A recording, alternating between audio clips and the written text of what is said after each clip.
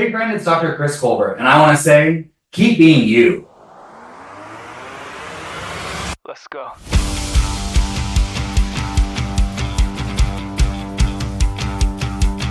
Welcome to the Keep Being You podcast. We believe in the power of kindness, empathy, enthusiasm, and purpose to make a real difference in the world.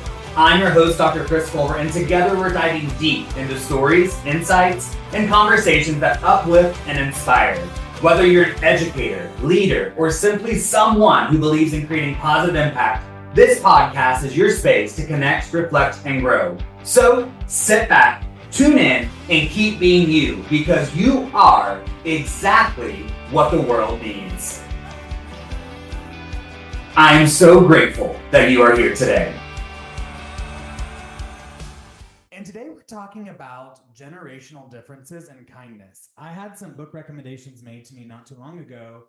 The New Kind of Diversity by Tim Elmore was a great recommendation that I received, as well as Generation IY, also by Tim Elmore, as another book that I received. And I thought they were great. I haven't dove all the way into IY yet, but I have started reading The New Diversity, and I'll tell you, it's really eye-opening and really enlightening around the various generations with which we're working and which we're leading, and talks about different things. We're going to unpack that today in our podcast. I'm going to talk about 11 steps to connect with Gen Z and Gen Alpha based on some of the findings, and then some of my own research too, right? Correlated some of that.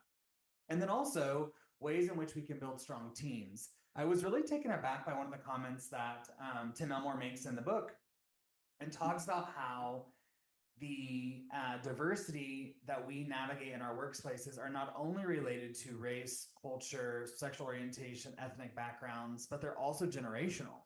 And Tim Elmore unpacks what those different generations look like, right? And so talks about how baby boomers are a certain way, Gen X is a certain way, all of these individuals are a certain way. So it talks about how we have the builders, the silent generation from 1929 to 1945. Very, very conservative mindset. The role of work was for a means of living, right? Their sense of identity was they were humble, and they were seeking to stabilize for a view of the future, according to Tim Elmore's research here. The boomers wanted 1946 to 1964. Central focus had a sense of identity that I'm valuable and that they had to create their own future. Gen X, 1965 to 1982, they had a central caring role of relationships. They're self-sufficient. They're skeptical of the future. Millennials, which is what I am, 1983 to 2000, talks about how work is a place to serve, right? They're rooted in a sense of service, which makes sense as we unpack some of the characteristics that they exhibit. Their fear of this future is YOLO, right? You only live once. And then now we have Generation Z, which is 2001 to 2015. Work is their hobby. They are fluid, and they operate with the mindset of FOMO, right? Fear of missing out. And so Elmore talks about how those understandings of those different generations or those differences significantly impact our way in which we show up and lead and how we work, unpacking the way in which millennials operate, how Gen Z operate, how Gen X operate, how baby boomers operate. But then in addition, we have Gen Alpha that's now in this mix as well. And so Tim Elmore talks about how in some spaces there may be 5 or 6 different generations that are working together. And so when I was reading this and I was getting excited in correlation to reading Leaders Eat Last by Simon Sinek that I'm doing for my innovative leadership class at Oklahoma City University, I got really excited about unpacking some of these things. And so one of the things I want to turn our attention to first are the 11 steps in which we're connecting with Gen Z and Gen Alpha. Gen Z and Gen Alpha are the current generation that we're serving in most of our schools today. But then in addition, Gen Z are also some of our teachers, some of the individuals that we're working with. And so as we dive into these steps, as always, I want to start off with gratitude by saying I'm super grateful that we're having this conversation and that individuals have affirmed some of this research and some of the topics that I've carried and had conversations about along the way. But I'm also incredibly grateful that there's so much research out there so we can be intentional about connecting with individuals. And so as we move forward, I want us to have the same mindset of treat others the way we want to be treated, right? We want to have that golden rule as we operate through this, because it is a paradigm shift. It is a mindset shift. All right, so step number 1, actively listen and set personal goals. Our students today, our individuals today need help setting goals more than ever, right? They need to learn the power of grit, perseverance, and tenacity to reach their goals, because it's in that experience that they will be able to take those characteristics with them in the long run. And I get it. It's like another thing. But as adults, we have to create that experience for them. I was sharing in a recent blog that there's ways in which we can use Mondays as goal setting days, right? That's not unique to school. That's in any collective space. How do we use goal setting Mondays to encourage students or individuals to write goals about themselves academically or personally, and then share them to get feedback and be held accountable? And then on Friday, we reflect on how we did on that and measure our progress, right? This sounds minuscule and maybe something that doesn't seem academic focused, but it's so important for our students because they don't have this opportunity living in such a tech-driven world. And so anytime we can actively listen to individuals and set personal goals, help them set personal goals and give feedback is critical. And number 2, connect our learning and the work that we're doing to a purpose. As I shared with you in the opening, Gen Z feels a millennial feel a sense of purpose, right? They want to work is more than just doing the thing, but it has to have an impact and a purpose. It has to explain why. I also hear from a lot of educators that get frustrated when students ask why when they make a certain decision. I don't see it as a sign of disrespect. We've asked individuals to be inquisitive for years. I remember myself growing up, right? My mom, my dad, my stepdad, my stepmom, my grandparents all asking me to ask the questions why.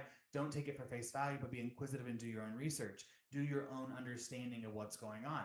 Now we're in that society that our kids do that all the time and we find it disrespectful. That's not the case. That comes from a place of understanding. So when kids ask us, or individuals, Gen Z, Gen A ask us why related to a decision or an outcome, it's not disrespectful. They're seeking to understand and they're trying to make connections. So anytime that we can move learning or a project to doing more for the individual, doing more of the heavy lifting, and the leader or the teacher being more of the facilitator, it really cultivates that space that's connected the learning or connected the work to the individual. And we'll be right back after a quick word from our sponsor.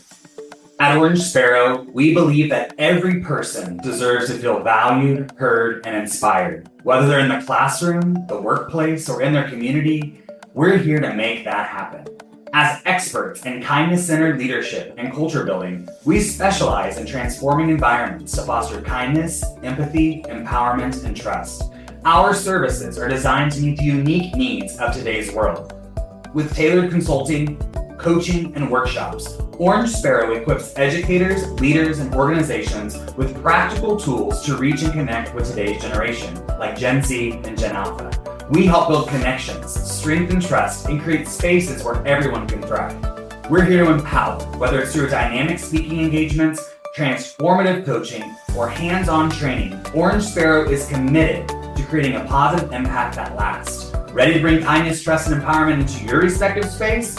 Let's make a difference together. Orange Sparrow, where every voice matters and every action counts. If you can't find the light, be the light. Contact Orange Sparrow today.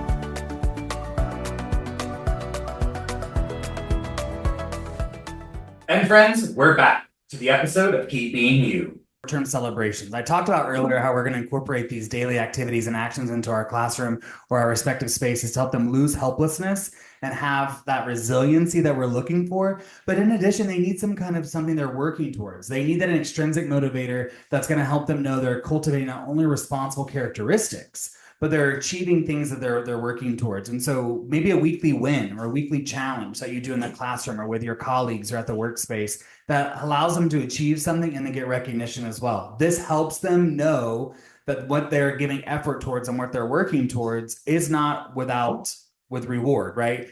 And I know that's hard for some people because it's like we should just do the thing because we're supposed to do the thing. Unfortunately, that's not the way this generation works. They want to know there's a connection and there's something in it for them. If you've not read some of the books that I referenced at the start of the show, I want to make sure that you have that opportunity to go back and read them.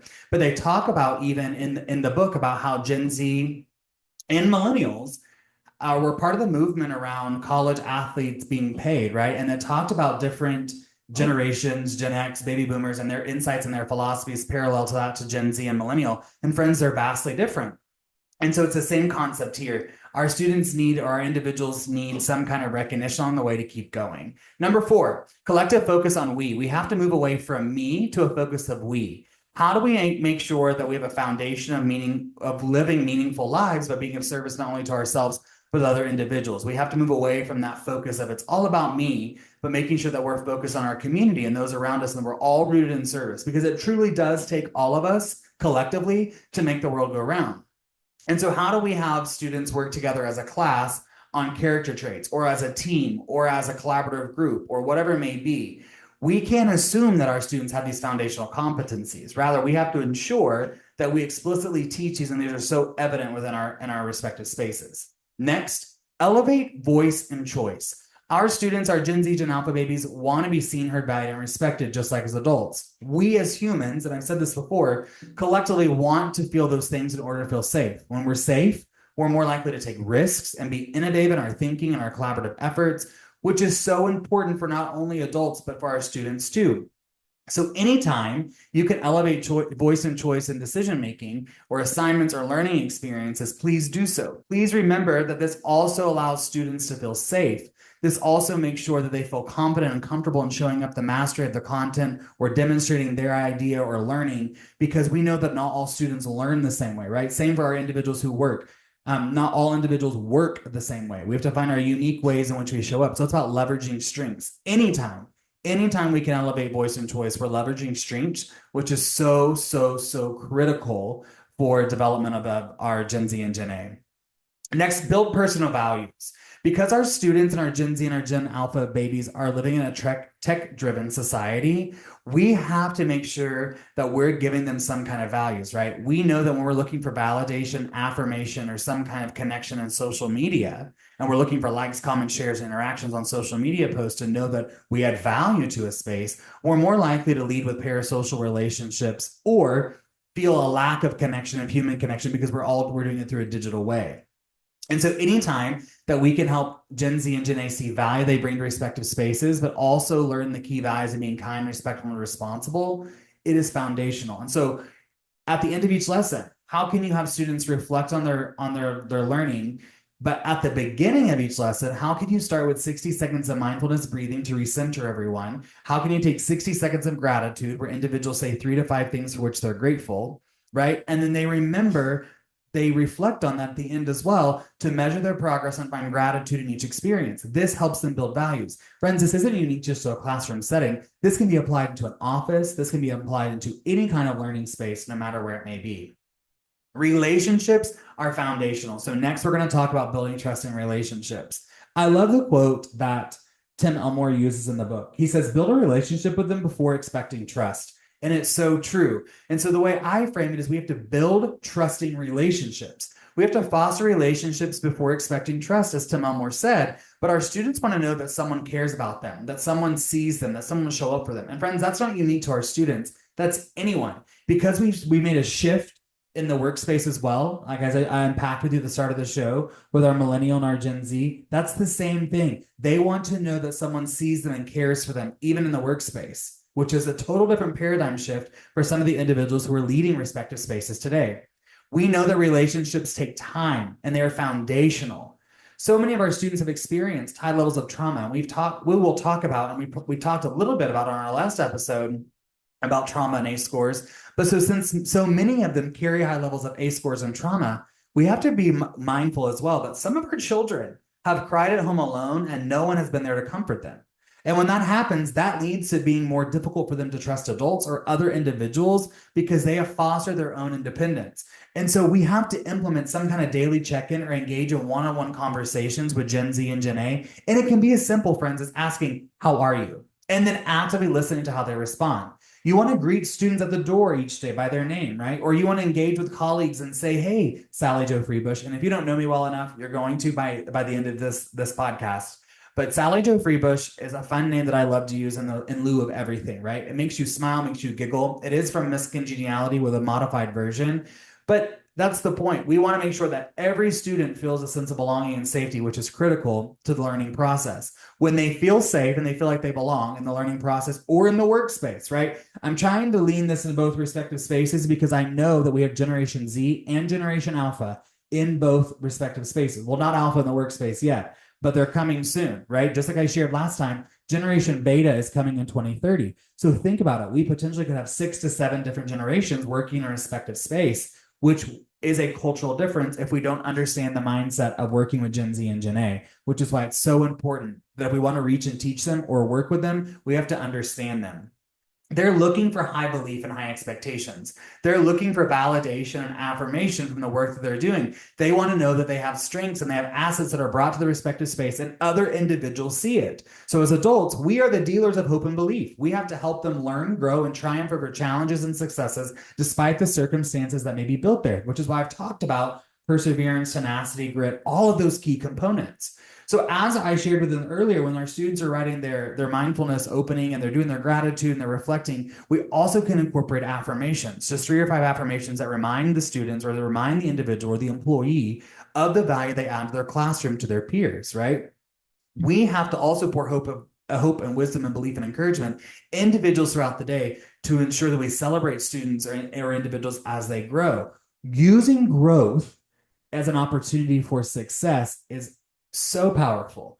We can't see failure and setback as failure and a setback, but as a learning opportunity of how we can approach it differently next time, right? That takes vulnerability from us as being the teacher or the leader, or whatever our respective role is. But as we are vulnerable and share how we've navigated challenges, as we've navigated failures, as we've navigated those things, we can then give those same stories and experiences to our students or our workers or whatever the Gen Z, Gen A relationship may be in our respective space. We can apply the same understanding so that we can work along with them, right? The next key component I'm going to talk to you about is the power with approach. Long gone are the days of kings and queens of ruling kingdoms and classrooms and workspaces where this is what it's going to be because I said.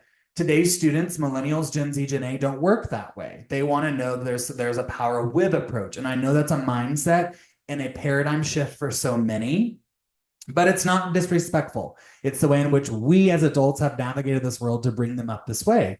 So I think about ways in which we can leverage their voice to ask them, how do we get your feedback? How do we make the spaces better for you to ensure that you feel like you have a voice in this space? And one of the activities that I love is the keep, start, stop, where we get feedback on the respective space, and then we're vulnerable and share that feedback, and then make plans to ensure that everyone has a voice and choice so that we have that power with approach, which is so foundational. In addition to some of these key components we've talked about, creating ownership in the collective space and creating collective service is really important for today's learners and for today's workers, right? Gen Z and Gen A need to know they have ownership in collective service, where we've moved again from that we to me, and that we have jobs and responsibilities in the classroom or in our workspaces so that everyone knows that we're all working towards a common goal. We have a common vision, a common something, right? We're all working in unison. That all of our, as people like to say, all of our oars are rowing in the same direction, right? The boat is moving in the same direction. If we're not moving in the same direction and we all don't see how we all tie into this collective space, creating that ownership and service, then it causes destruction and chaos. The other way creates unity and community and cohesion for all. And so we want to make sure that we're intentional about the tasks that we're doing to ensure responsibility, to ensure ownership, and restore service to others. Be flexible as our Gen Z and Gen A show responsibility. In work, if they're showing a responsibility, perhaps you can look at flexible options for working from home or a more modified schedule. In a school space, maybe they can have a chance to set with a different individual. They can choose their workspace. They can find a friend. They can have a flexible due date. At the university level, I let students have flexible due dates all the time to meet the needs of their schedule as they've demonstrated responsibility throughout the course of the semester.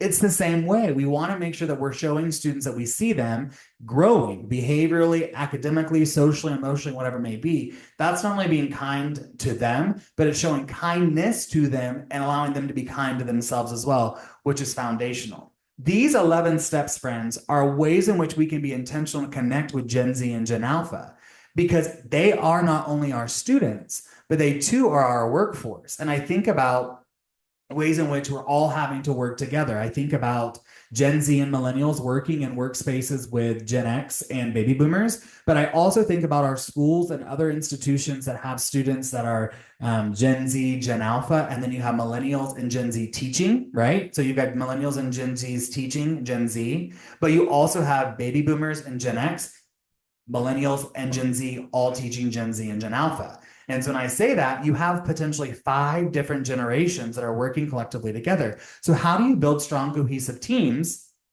while still being kind to one another? Because again, as I shared at the top of the show, we are rooted in we're going to treat others the way we want to be treated, because that is the foundation of getting respect. And I know I had this conversation, I think I shared this last episode as well, but someone talked about how respect is where the foundation. And I was sharing with that individual that respect is a two-way street, and it starts by treating others the way you want to be treated. I can be vulnerable with you. If someone comes at me hot and bothered and yelling and frustrated, it's going to be hard for me to give them a different energy. I'm going to do my best to do it, right? I'm going to dig down deep and I'm going to be really kind to that individual, but I can't say that it's not going to recall some trauma from my childhood that I may not even know that's going to come up. I feel like I've healed it, but it may come up, right? That's the same thing. We need to treat others the way we want to be treated, especially as we navigate generational differences, generational mindsets, generational perspectives, and build strong cohesion teams. And so here are 5 ways in which we can build unity and connection across generations, no matter what, while still being kind. And this is rooted in, and the 5 things that I say that we need to do to build unity and connection are humility, respect, curiosity, empathy, and kindness, right? Those are the 5 things. Humility is to embrace the learning from all of our team members. When each team member is open to learning from others, regardless of age, experience, everyone benefits, right? We focus on growth, not a hierarchy. We avoid assumptions, and we actively listen. Those are foundational for humility, because when we listen, it screams humility and allows assume positive intent as you listen, right? You're being humble, but it's also encouraging vulnerability, because the individual who's sharing, who's listening from the perspective of other individuals, that person who's sharing is having to be vulnerable and tell their lived experiences. And so that's why we must be humble and listen and assume positive intent. But as I talked about just a moment ago with respect, we have to honor each team member's experience. Respect is the cornerstone of teamwork, and it fosters trust and strengthens connections. We have to seek to understand and don't assume. We have to celebrate all contributions, and we have to set the tone for mutual respect. Because when we do that, we're more likely to lead lives of curiosity, right? We're discovered those shared goals and those differences. Curiosity keeps the team dynamic, because that's when we start to create understanding and spark creativity. That's where people fear, oh my goodness, that is where people feel appropriate to fear, fall, fail, and to be innovative, because there's no repercussions on the other side, but rather using that as a learning opportunity, right? The leader or the teacher, whoever's in charge of that respective space, has encouraged that mindset that everything is a growth opportunity, which is so foundational. This is where we've encouraged questions to be asked. This is where we have rooted everything in continuous learning. And this is where we fostered relationships in trust, so that we can collaborate with one another, have those hard conversations, be vulnerable, right? But still be curious. We can get our outcomes, we can get our findings, we can do some research, we can do some digging, and everything is safe because we are just being curious to build background and connection to work as a unified team. The other 2 pieces I think are foundational: empathy. We have to understand and support each other's perspectives. And I love Brene Brown's quote where she says, sympathy is really easy to say I'm sorry and move on, but empathy takes a lot of vulnerability as we dig down deep and find common connections that relate to other people, right? Empathy deepens team bonds by allowing members to see the world through others' eyes. Same for students, same for our students.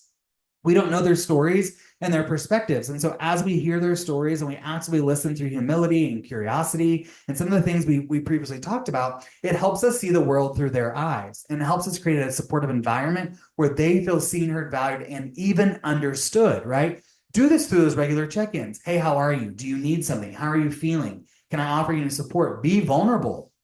As they share experiences, it's okay to say, I'm sorry. You can even relate back to say, I may not even know what you're going through necessarily, but I can recall this experience that I have that's similar. I had to share that earlier with a friend of mine who's going through some rough stuff with a family member. And I could recall similar situations from my own childhood to say, this is what happened when it was in my experience, right? It doesn't look the exact same, but there is similarity. And so we can make those connections to let individuals know they're not walking this life alone.